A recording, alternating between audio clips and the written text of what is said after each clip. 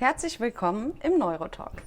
Dieses Video ist heute mal ein ganz anderes Thema. Ein ganz persönliches Dankeschön soll es sein. An dich, an euch. Wir sind hier in der Community jetzt schon 500 Leute, mehr sogar. Und ich danke euch allen für diese großartige Unterstützung, den Kanal aufzubauen. Denn das, was hier auf meinem Kanal entsteht, ist viel mehr als nur Aufklärung oder Fachwissen über Neurodiversität. Es ist ein gemeinsamer Raum geworden, voll mit Erfahrungen, Kommentaren, Fragen und ganz persönlichen Geschichten, die mich echt tief berührt haben. Ich möchte mir heute die Zeit nehmen, einige von euch direkt anzusprechen. Nicht alle natürlich namentlich, aber viele, die hier ihre Gedanken hinterlassen haben.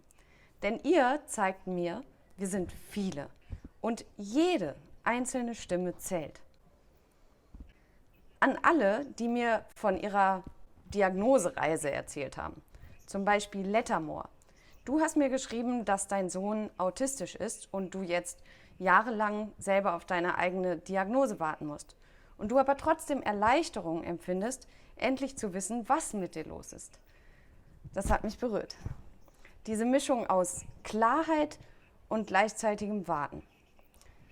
Ich verstehe das Problem. Und auch Little Dreamer 1412. Du erinnerst dich kaum an deine Kindheit, aber findest dich in den Symptomen wieder. Und schreibst von der langen Wartezeit und den hohen Kosten. Das ist leider Realität für viele autistische Menschen. Danke aber, dass du das geteilt hast. Und aber wiederum, eine Diagnose ist wichtig. Denn beispielsweise in solchen Autismusvereinen treffen sich natürlich oder kommen auch gerne Menschen dazu, die noch gar keine Diagnose haben. Und ganz ehrlich, ich kenne auch so einige Menschen, die Autismus als Ausrede nutzen, um jegliche Weiterentwicklung zu verweigern.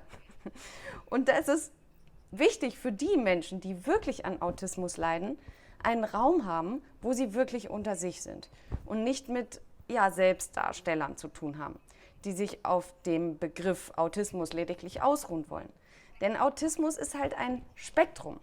Und bei manchen Menschen sind die Symptome vorhanden, aber nicht genug, um eine Diagnose zu bekommen. Und da ist auch immer die Frage, was bringt mir diese Diagnose? Und ein ganz großes Dankeschön geht da auch an Michaela Menzel von dem Verein Autismus Bodensee e.V. Danke für deine ganz persönliche Geschichte, die mir mal wieder gezeigt hat, Autismus ist eine Herausforderung, aber kein Hindernis. Auch mit Autismus kann man studieren, wenn man das wirklich will und für die Hilfen einsetzt, die einem zustehen. An alle, die mitdenken, hinterfragen und weiterführen. Zum Beispiel Ramona. Dein Kommentar zu Big Bang Theory und den weiblichen Autismusfiguren, Amy, Rice, Leslie, ich erinnere mich nicht mehr an die Namen, das war auf jeden Fall sehr lustig. Diese Beobachtungen machen wirklich deutlich, wie sehr Autismus bei Frauen wirklich übersehen wird. Also danke für deine Ideen, das hat mich lachen lassen. Danke auch an Jamme-Rieder, glaube ich, oder Lamme-Rieder. Du hattest das Thema ADHS-Medikamente angesprochen und betont, dass sie nicht nur funktionieren lassen, sondern auch helfen, die Emotionen zu regulieren. Ich finde es super spannend, dass es hier verschiedene Meinungen gibt und ich akzeptiere auch deine Meinung. Und Medikamente sind auch sicherlich vorübergehend hilfreich, aber sie sollten halt nur genommen werden, bis man mit anderen Mitteln wirklich Möglichkeiten gefunden hat. Und ich finde es halt nicht gut, wenn die ganze Zeit nur Medikamente genommen werden, aber im Endeffekt an der Ursache nicht gearbeitet wird. Und ich kritisiere da ganz eindeutig, dass ganz häufig keine anderen Wege gesucht werden, sondern eben nur Medikamente verschrieben werden. Ich kenne viele andere Methoden, Emotionen zu regulieren, die genauso effektiv und manchmal sogar noch effektiver sind als Medikamente. Aber sie brauchen halt Zeit. Sie brauchen Geduld, erlernt zu werden. Und an alle, die sich in diesem Kanal wiederfinden oder mitfühlen. Zum Beispiel Noan 12. Du hast gefragt, wie es ist, als ausländische Autistin eine Führungskraft zu werden. Deine Frage war eine der Auslöser für mein letztes Video. Du hast damit etwas angestoßen und ich hoffe, dass ich dir damit Mut machen konnte.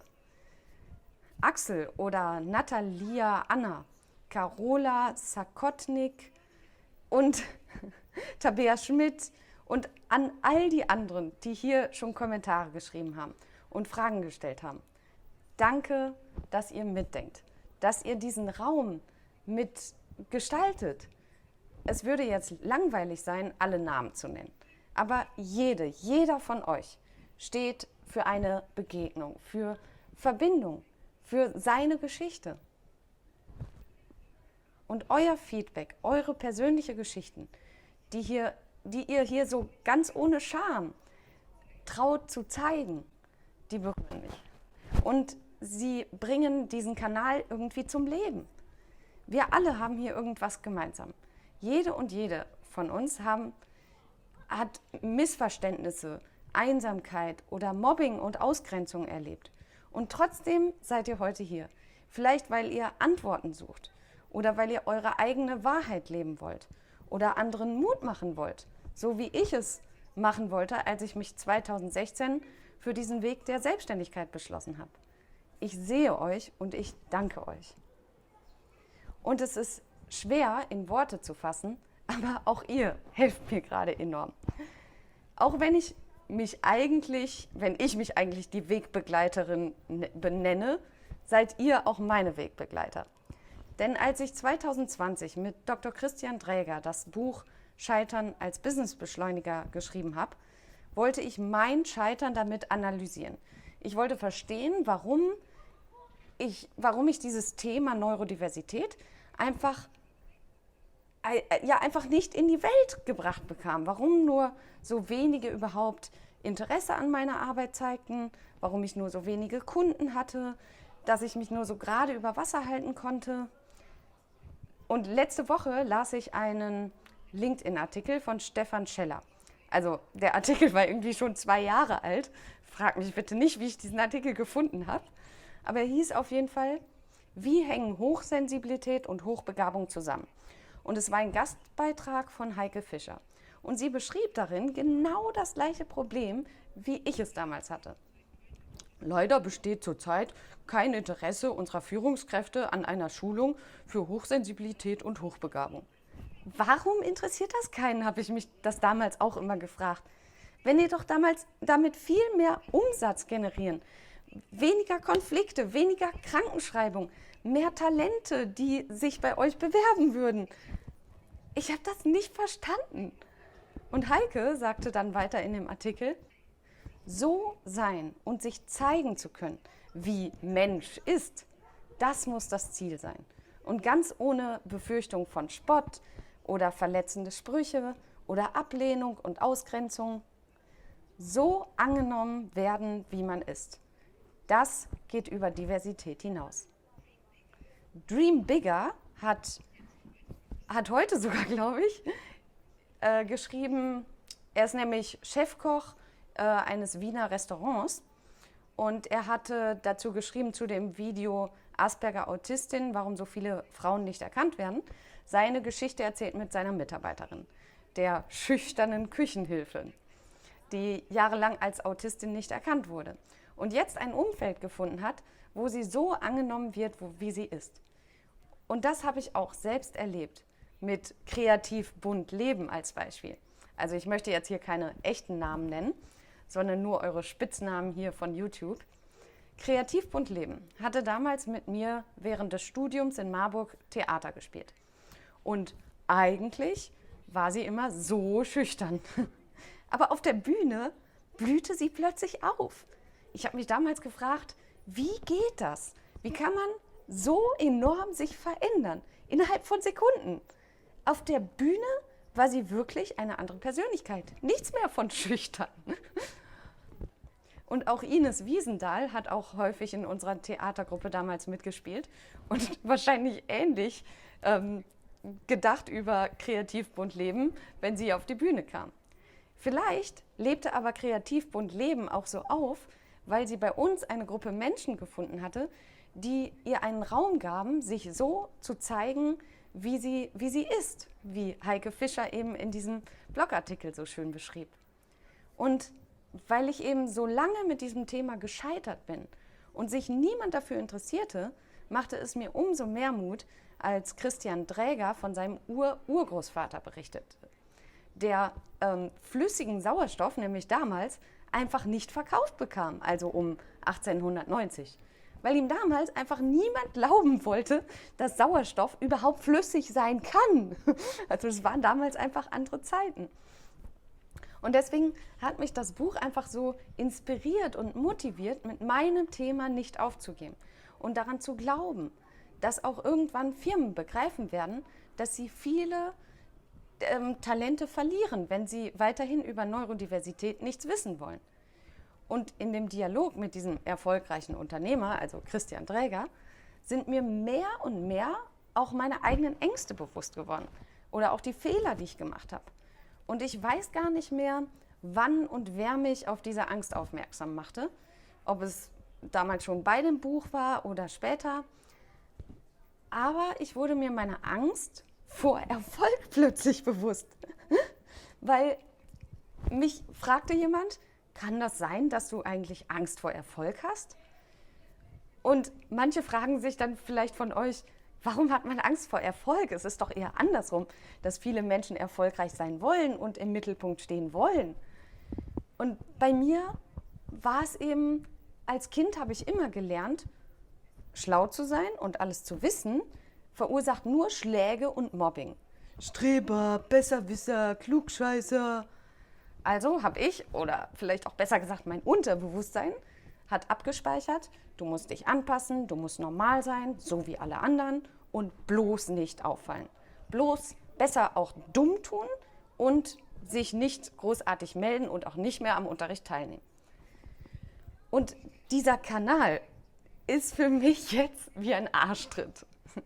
Wie ein Arschtritt, so geh auf die Bühne, trau dich. Und ihr seid die mir diesen Arschtritt geben, weil ihr mich mit euren Kommentaren unglaublich motiviert. Wie zum Beispiel Little Kiwichen mit dem Satz, du sprichst mir aus der Seele. Und dank euch überwinde ich jetzt diese Ängste vor Erfolg und auch diese Ängste vor dem Mobbing, was ich als Kind erfahren habe. Und es berührt mich wirklich, wirklich, wirklich zu sehen, wie viele von euch davon angesprochen fühlen. Dieser Kanal ist nicht nur meiner, er ist auch deiner, er ist eurer, er ist unserer. Und ich verspreche dir, ich bleibe dran. Für Sichtbarkeit, für Aufklärung, für Verbindung, unsere Verbindung. Und vielleicht auch ein bisschen für Heilung. Heilung unserer ganzen Generationentrauma. Heilung für bessere Kommunikation, die offen ist für Andersartigkeiten. Kommunikation, damit wir einander besser verstehen lernen, zuhören und hoffentlich irgendwann keine Kriege mehr führen müssen. Danke, dass du hier bist. Namaste. Und danke, dass du mich mit meinem Thema unterstützt und diesen Kanal weiterempfehlst. Und in 2 Wochen werde ich auf die Frage der französischen Mensanerin, also Mitglied des Mensa-Vereins, Marinée eingehen. Sie hat mich in unserer Facebook-Gruppe gebeten darum, etwas über neurofunktionelle Störungen zu berichten, da sie stark darunter leidet, wenn die Temperatur ihrer Umgebung sich schnell verändert. Also wie derzeit im Sommer, von brüllend heiß draußen zu kalt in akklimatisierten Räumen. Und sie nennt die Problematik, damit nicht ernst genommen zu werden. Und ich freue mich natürlich sehr, dich dann in 2 Wochen auch in diesem Video dabei zu haben. Und vergiss auch nicht, hier unten den Kanal zu abonnieren.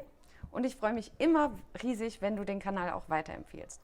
Und übrigens suche ich noch Menschen, die zu mir genug Vertrauen haben, mir zu zeigen, was sie brauchen, also was sie in ihrem Leben verändern möchten.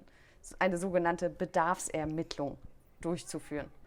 Denn um hier nochmal Werner Giese mit seinem Königsberger Humor aufzugreifen, Ich brauche ja kein rundförmiges Kreiskrankenhaus aufzubauen, wenn alle nur ein eckiges Krankenhaus suchen und womöglich gar nicht wissen, was ein Kreiskrankenhaus ist. Also wenn du Lust hast, mir das mitzuteilen und mich da zu unterstützen, schreib mir gerne eine E-Mail, die du unten in der Beschreibung findest. Vielen, vielen Dank an euch alle. Danke, dass ihr immer wieder dabei seid, mich hier unterstützt, eure Kommentare und Fragen schreibt und bis bald. Namaste.